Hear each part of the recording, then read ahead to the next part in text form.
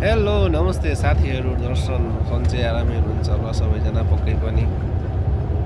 म हाल साउदी अरबियादेखि। आज हाम्रो नेपालमा भन्नुपर्दा आज आमाको मुख हेर्ने दिन। आज आमाको मुख हेर्ने दिनमा सबै आमाहरूलाई शुभकामना व्यक्त गर्न चाहन्छु। र म आज रियाददेखि जेद्दा जाँदैछु है डिजल पेट्रोलको लागि। मेरो गाडीमा त अब मेरो ट्याङ्की भनेको पेट्रोलको ट्याङ्की हो। अरू साथीहरू पनि हुनुहुन्छ, कसैको डिजल छ कसैको पेट्रोल छ।